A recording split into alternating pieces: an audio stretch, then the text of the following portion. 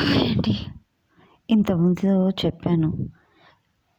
భార్యాభర్తల మధ్యలో మనస్పర్ధలు రావడం వల్ల కొంతమంది కారణం అని చెప్పాను ఇంతకుముందు వీడియోలో.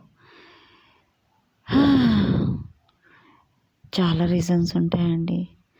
కొంతమంది ప్రాపర్టీస్ కోసం భార్యాభర్తలను ఎడబాపుతారు. కొంతమంది అయితే వాళ్ళు పైకొస్తురని ఈర్ష్యతోటి కూడా ఎడబాపుతారు. ఏమొస్తుందండి మీకు? ఆ పచ్చని జంటని ఎడబాపితే మీకేమొస్తుంది? వాళ్ళు ఆనందంగా నవ్వుతూ హ్యాపీగా ఉంటే చూసే వాళ్ళకి ఆనందంగా ఉంటుంది. మీకు ఆనందంగా ఉండదా? మీరు ఉండక మీ భర్తతోటో మీ భార్యతోటో మీరు ఉండక వాళ్ళని పచ్చగా సంసారం చేసుకునే వాళ్ళని ఎందుకు ఎడబాపాలనుకుంటారు? మీకు ఏం పుణ్యం వస్తుందండి? ఏం పాపం కట్టుకుంటున్నారు మీరు? మీకు తెలుస్తుందా? ఇది ఎక్కడ న్యాయం? తప్పు కదా? ఎంత పెద్ద పాపం చేస్తున్నారో తెలుసా మీరు? ప్రకృతి విరుద్ధంగా ప్రవర్తిస్తున్నారు. భార్యాభర్తలని కలిసి ఉండేలా చేయండి ప్లీజ్. ఏ వృత్తిలో ఉన్న వాళ్ళైనా సరే వాళ్ళు నూరేళ్ళు నిండుగా కలిసి ఉండేలా చేయండి. మీరు అలా చేయలేదనుకోండి, మీ పిల్లలకు కూడా అదే పాపం తగులుతుంది. మీ పిల్లలు కూడా డైవర్స్ కేసు అవుతాయి.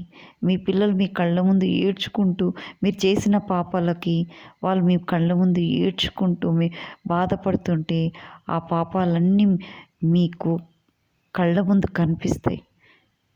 అది మాత్రం నిజం. నేను చెప్పింది ఎప్పుడు తప్పు కాలేదు, ఇక ముందు తప్పు కాదు, ఇంకెప్పుడు తప్పు కాదు. ఇది 100% నిజం. ఆ పాపం మీరు అంటగట్టుకుంటారు. వేరే వాళ్ళ సంసారాలు ఎడవాపి మంచిగా పెళ్ళైన వాళ్ళని ఎడవాపి మీరు పాపంగా అంటగట్టుకుంటున్నారు. అది చేయకండి ప్లీజ్. ఇవాళ నేను ఒక కేసు చూశానండి. ఆ అమ్మాయి ఒక్కగానొక్క కూతురు. ఎంత పాపం అంటగట్టుకున్నారంటే పోలీసు వాళ్ళు, లాయర్లు ఎంతమంది ఇన్వాల్వ్ అయ్యారో పాపం దాంట్లో. కానీ చెప్పొద్దండి. డబ్బు కోసం ఆ అమ్మాయి దగ్గర 15,000 లాగుతున్నారు, డబ్బు గుంజుతున్నారు. ఆ అమ్మాయి కన్నీళ్ళతోటి వ్యాపారం చేస్తున్నారు. ఆ అమ్మాయి మానసిక వేదనతోటి డబ్బులు సంపాదిస్తున్నారు. మీరేం సుఖంగా ఉంటారండి? మీరెప్పుడు బాగుపడరు. ఆ రక్తంతో మీరు మీ కడుపు నింపుకుంటున్నారు. ఆ రక్తము కన్నీటి బొట్టులా రాలుతుంటే ఆ బొట్టుని మీరు డబ్బుగా మార్చుకొని మీ కడుపు నింపుకుంది కాక మీ పిల్లల కడుపు నింపుకుంటున్నారు. ఆ పాపం ఊరికి పోదండి.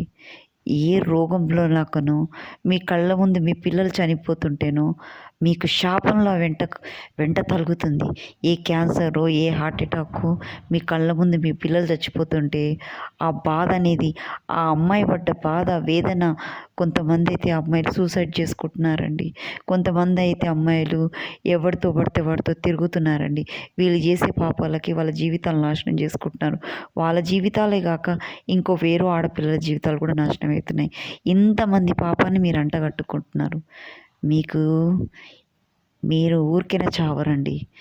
పురుగులు బ్రతికుండంగానే పానం ఉండంగానే మీ ఒంటి మీద పురుగులు పట్టి మీ శరీరానికి అవస్థ పడుతుంటే నరకం, నొప్పి, బాధ, వేదన తట్టుకోలేక ఏడ్చి కుళ్ళిపోయి చావరు మీరు. ఇది మాత్రం షూర్. మీరు చావరు. ఆ వేదన భరిస్తూ బతుకుతారు మీరు. నేను ఒక్కటే చెప్తున్నా, మీరు ఎట్టి పరిస్థితుల్లో ఒక ఆడపిల్ల జీవితాన్ని నాశనం చేయకండి.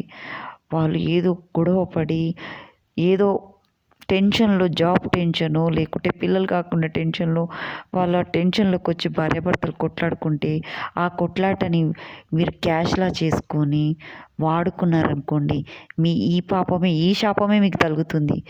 మీ ఫ్యామిలీకి తగులుతుంది. ఇది నేను చెప్పింది కాదండి. ఆ భగవంతుడు నాకు చెప్పాడు, నేను మీకు చెప్తున్నాను. ఎక్కడ భగవంతుడు ఏడున్నాడు అని అనుకోవద్దు. మీ చుట్టే తిరుగుతున్నాడు, మీ పక్కనే ఉన్నాడు. ఇది మాత్రం గుర్తుపెట్టుకోండి.